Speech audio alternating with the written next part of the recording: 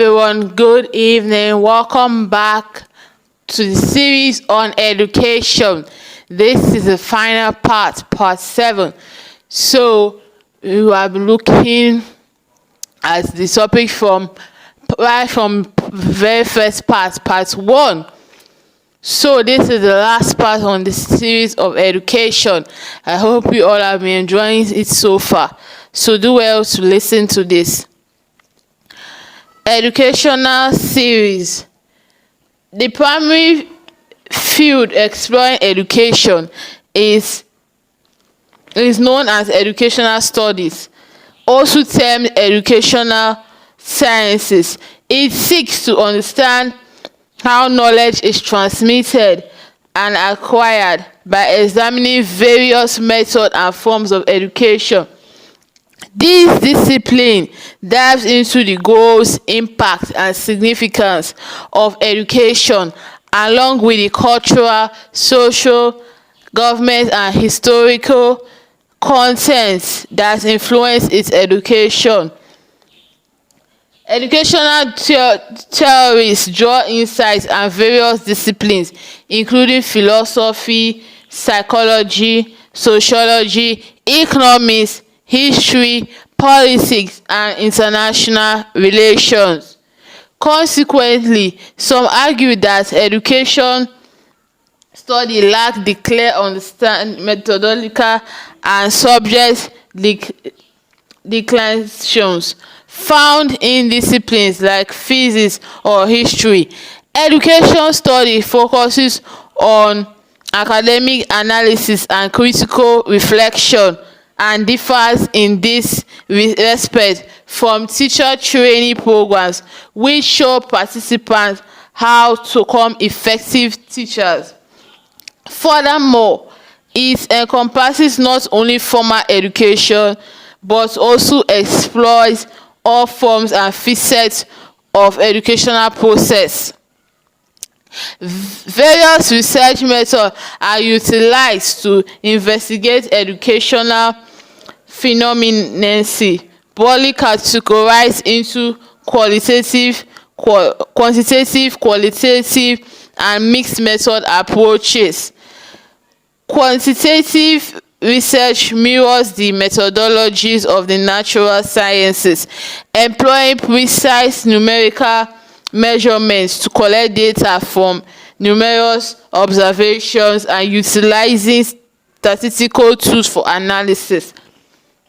Its goal is to attain an objective and impartial understanding. Conversely, qualitative research typically involves a smaller sample size and seeks to gain a nuanced insight into subjective and personal factors such as individuals' experiences within the educational process.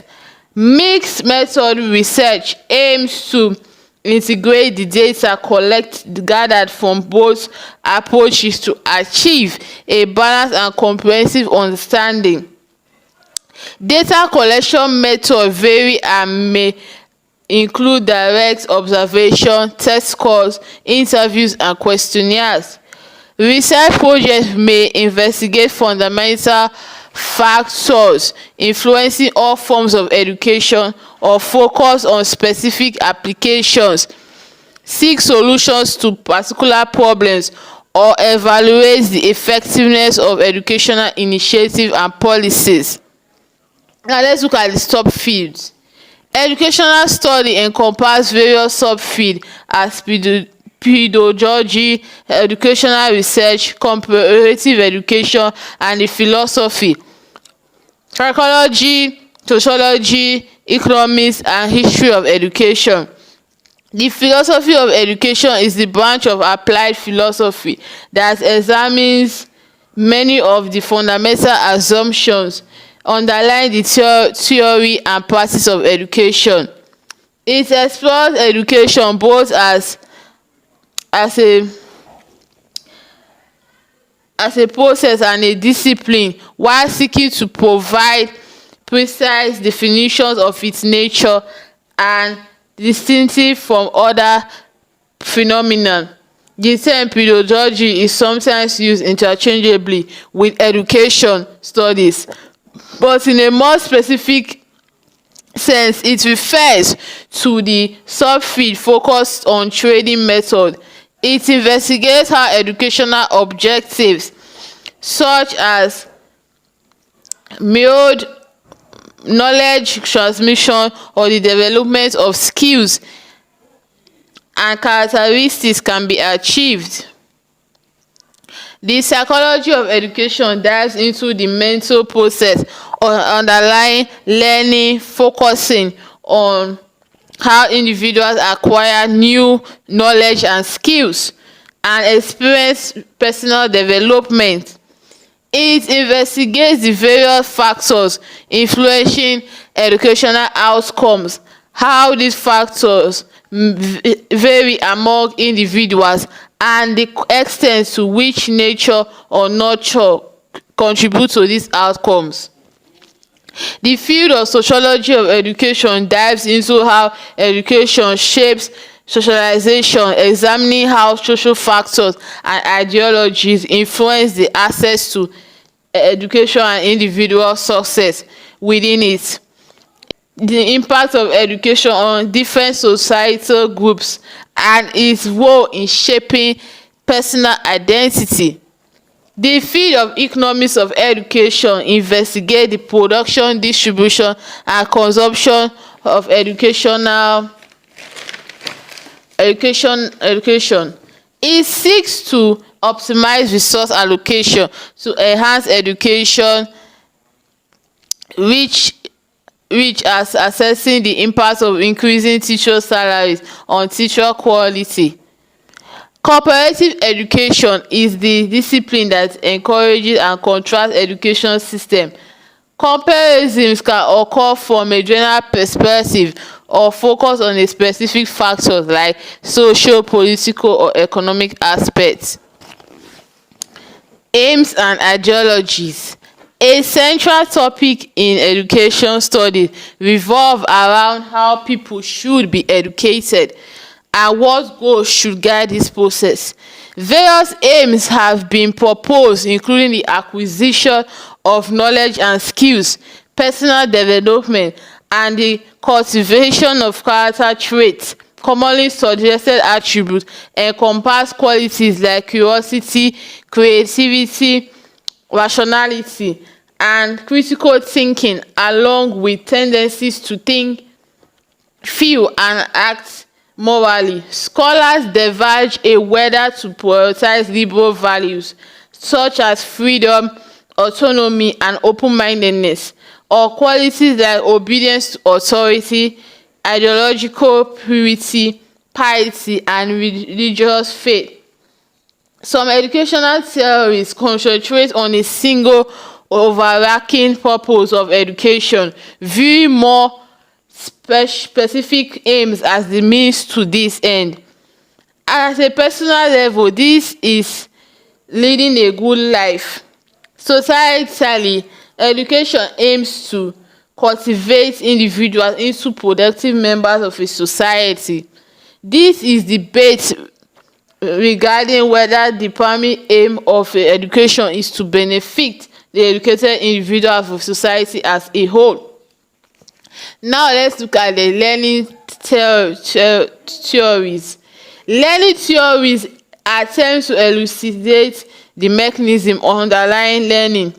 Influential theories include behavioralism, cognitivism, and constructivism. Behaviorism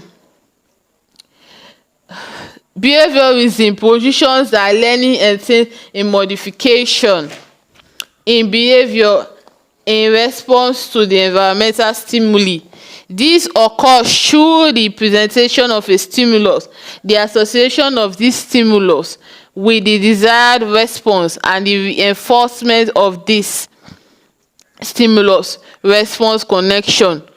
Cognitivism views learning as a transformation in cognitive structures and emphasizes the mental process involved in encoding, retrieving, and processing information.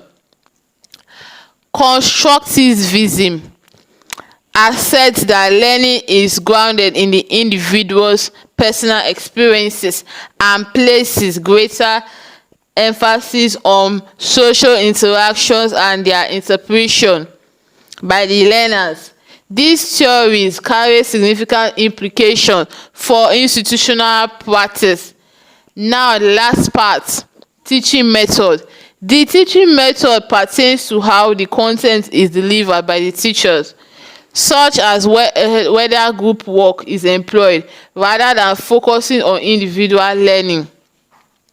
This is a wide array of teaching methods available, and the most effective one in a given scenario depends on the factors like the subject matter and the learner's age and level of competence. This is reflected in modern school systems, which organize students into different classes based on age, competence, specialization, and native language to ensure an effective learning process. Different subjects often employ distinct approaches. For example, language reduction frequently emphasizes verbal learning, while mathematical education focuses on abstract and symbolic thinking alongside deductive reasoning. One crucial aspect of teaching methodologies is ensuring that the learners remain motivated either through intrinsic factors like interest and curiosity or through external rewards.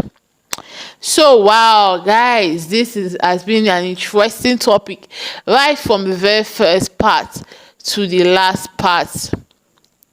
So thank you guys for listening to this series on education. It has been a long and interesting topic. I hope you guys take note of all the important points and learn more about education series.